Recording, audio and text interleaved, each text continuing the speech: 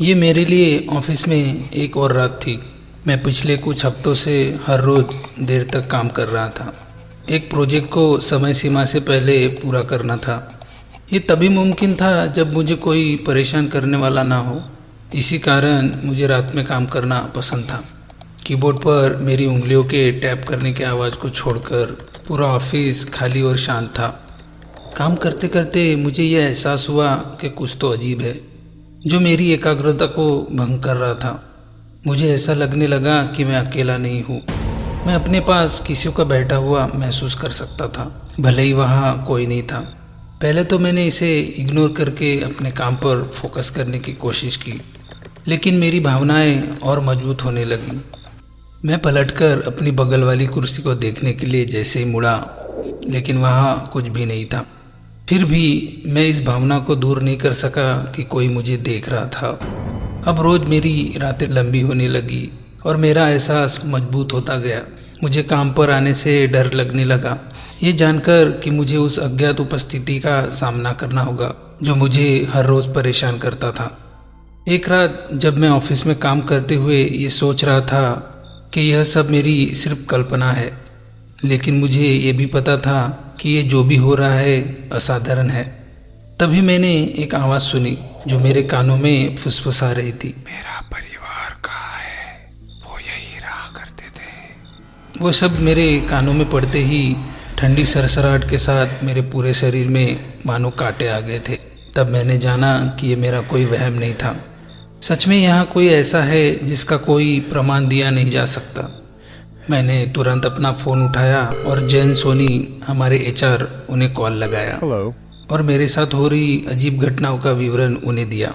पर उन्होंने भी मेरी बातों को नकारते हुए मुझे छुट्टी पर बाहर घूम के आने की नसीहत दे डाली।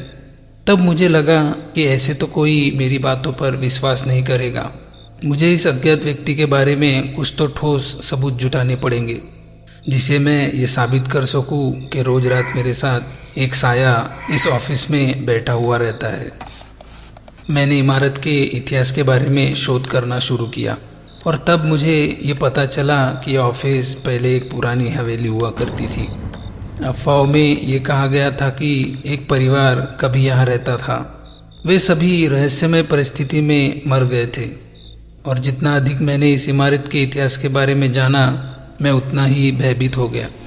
हर रात जब मैं ऑफिस में अकेला बैठा होता तो मैं उस अज्ञात उपस्थिति को मजबूत होते हुए महसूस कर सकता था। मैंने अपने सहयोगियों से इस बारे में बात करने की कोशिश की, लेकिन वे सब मुझे पागल समझते थे।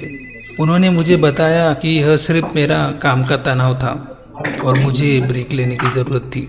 लेकिन मुझे यह पता था कि यह सिर्फ मेरा तनाव नहीं था, कुछ तो था जो मुझे उस ऑफिस में सता रहा था और यह तब तक रुकने वाला नहीं था जब तक कि वो जो चाहता था वो उसे मिला नहीं। वो रात मुझे आज भी याद है। 16 दिसंबर की सर्द ठंडी रात थी जब मैंने पहली बार उस अज्ञात का स्पर्श महसूस किया।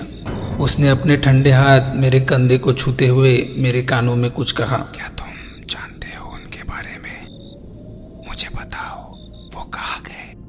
मैं कल फिर आऊंगा। मैं तेजी से पलटा, लेकिन वहाँ कोई नहीं था।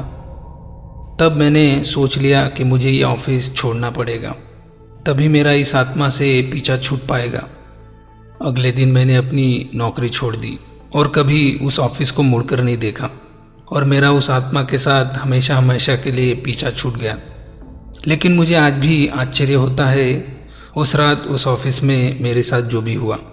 मुझे ये कभी पता नहीं चल पाया कि हर रात मेरे पास कौन या क्यों बैठा था और वो मुझसे क्या जानना चाहता था।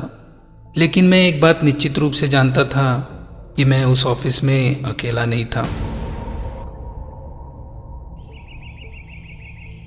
आज नए ऑफिस और नए उत्साह के साथ सुबह की सर्द ठंडी हवा में गर्म चाय और कीबोर्ड के साथ मस्ती करते हुए मैंने कुछ सुना।